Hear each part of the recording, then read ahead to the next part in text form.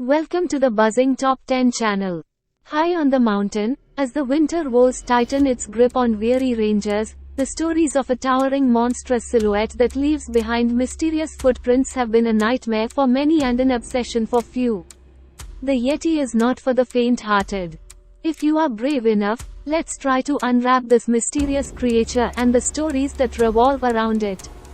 What is Yeti? The legends in Nepal describe Yeti as an ape-like creature, popularly known as Bigfoot or the abominable Snowman to the Western world. What does it look like?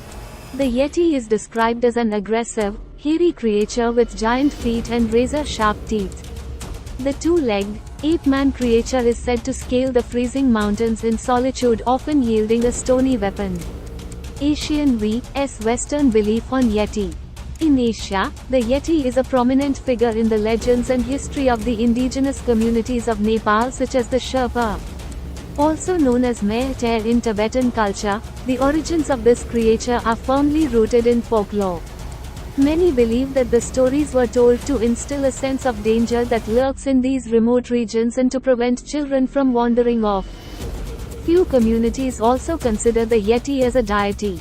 In the West, the Yeti frenzy spread soon after the Western explorers found their way to the Himalayas.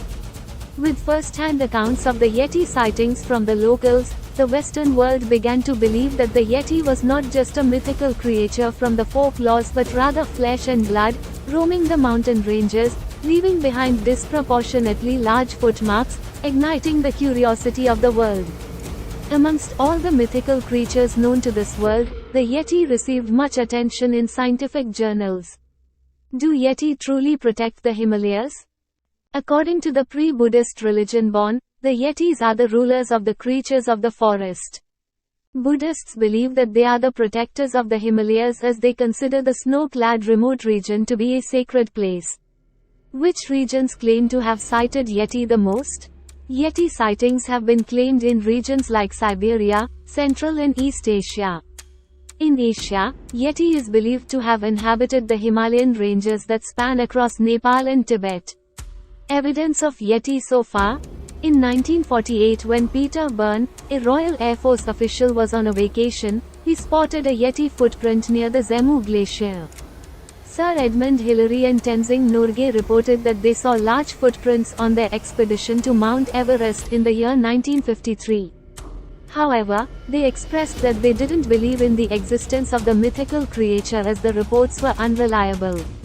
In 1954, the Daily Mail released an article stating that the expedition teams had obtained hair specimens from the so-called Yeti scalp from the Panboche monastery. Daniel C. Taylor, a Himalayan conservationist, and Robert L. Fleming Jr., a Himalayan natural historian, led the Taylor-Fleming expedition to the Barun Valley in Nepal in 1983. The expedition led to the discovery of footprints that were similar to that of the Yetis. An expedition led by the American TV presenter Joshua Gates found Yeti-like footprints on Everest. The stories about Yeti sightings resurfaced in April 2019, when the Indian Army's expedition team claimed to have spotted Yeti-like footprints near the Maklu base camp. Is Yeti worshipped in Nepal? The Lecha people of Nepal consider Yeti to be a glacier being and worship it as the god of the hunt. Ceremonies to honor it include an annual sacrifice that was believed to please the deity and ensure the protection of their people. Followers of the Bon religion believe that the blood from this wild man is useful in mystical ceremonies. The truth behind the Yeti scalp of Khumjang. The Yeti scalp of Khumjang is an artifact that is kept in the village temple of Khumjang village in Nepal. The scalp of Khumjang is believed to be safe in the cabinet of the village temple. The cabinet is glass-fronted and padlocked, which the monks may display in exchange for Nepalese rupees. No amount of donations can persuade them to free the age-old scalp from its encasing. Sir Edmund Hillary embarked on a journey to the Himalayas in 1960. His mission was to acquire physical evidence of the ape-man. He succeeded in persuading the monks of the Khumjang monastery to lend him a piece of the scalp by accepting their terms and conditions of returning the evidence and making donations to the village school and monastery. Sir Edmund, accompanied by the village headman Khunjo Chambi, travelled to London to analyse the piece of evidence. The scalp was also analysed in France and the United States. To the disappointment of the Yeti fanatics, results showed that the sample was in fact from a Sero goat. Are the Yeti hair and hands still preserved? Along with a finger from the Panboche hand, hair samples and footprint casts of the so-called Yeti are kept in the vaults of the Royal College of Surgeons Museum in London. The Panboche hand was stolen in the 1900s from the Panboche monastery. People who have spotted Yeti, the residents and local guides of the Himalayan region often described anecdotes of their Yeti sightings to curious travelers and tourists. The Scottish explorer Lieutenant Lawrence Waddell and the English scholar James Prinsep recount such incidents in their journals and books. N.A. Tomabsy was a photographer and member of the Royal Geographical Society.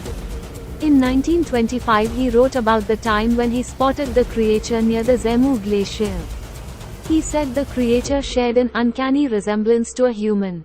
He and his companions examined the footprints 2 hours after the incident and described it as a footprint similar to that of a human but 6 to 7 inches longer and 4 inches wider.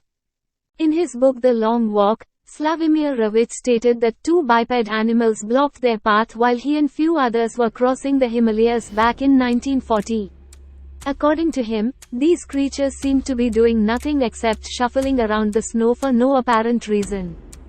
Don Willans, a British mountaineer, reported that he saw a similar creature moving on all fours when he scaled Annapurna in 1970. In 2011 December, tales about Yeti encounters were reported in Russia. A Russian hunter claimed that he took a shot at the Yeti who tried to kill his sheep. He said that the Yeti fled to the forest on 2 legs. It was rumored that the border patrol soldiers captured a bipedal creature similar to a gorilla. The Russian claims on 95% evidence they have proving the existence of the Yeti were dismissed as a publicity stunt by the American anthropologist and anatomist Jeffrey Meldrum. For the first time in April 2019, an Indian Army mountaineering expedition team has sighted mysterious footprints of mythical beast Yeti, read the post, which was accompanied by 3 pictures of footprints, and a group photo that appeared to be of the expedition group. Edmund Hillary's take on Yeti.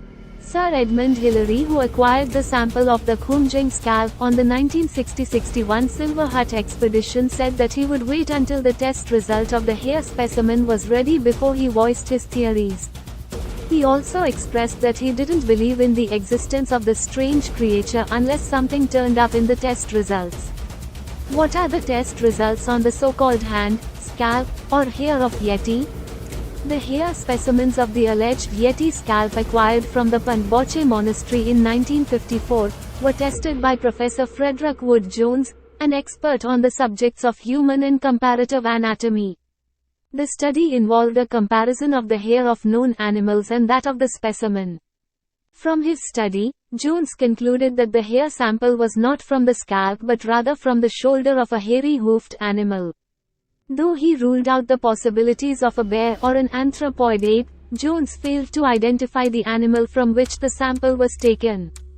Tom Slick, an American oil tycoon, funded several expeditions to get to the bottom of the Yeti mystery. One of his expeditions discovered fecal matter that was thought to belong to the Yeti in the year 1959. The fecal analysis also revealed an unclassified parasite. Casts made from the footprints discovered during the expedition led by the TV presenter Joshua Gates were examined by Jeffrey Meldrum. He believed that the morphological accuracy of the casts was impossible to fake. Gates also produced hair samples on a TV show in 2009. The forensic analyst who inspected the sample concluded that it contained a DNA sequence unknown to mankind. Anna Nekaras, a UK primatologist, and John Wells, a microscopy expert, investigated the hairs collected by Deepu Marak from the Garo Hills. DNA analysis of the sample by ape conservation expert, Ian Redmond, revealed that the hair cuticle pattern was similar to Edmund Hillary's collection and belonged to the Himalayan goral. Can we believe that Yeti is real? The evidence collected throughout the years have turned out to be inconclusive or were proven to be samples of known animals. Many scientists claim that this is a case of misunderstanding and misidentification, and the so-called Yeti is probably a Himalayan bear. Conclusion. So where do we stand on Yeti? While the existence of the Yeti has been flatly dismissed by many, there is no doubt that the Yeti has become an immortal celebrity deity through media and tabloids. The Yeti has infiltrated popular culture and has been portrayed in numerous movies, songs, and even cartoons. The scientific community has proven time and again that the so-called Yeti samples and sightings were erroneous. But they are also aware of the fact that hominid populations can go undetected in remote regions such as the Himalayas. It makes one wonder if there is any truth to the numerous accounts and stories of the Yeti.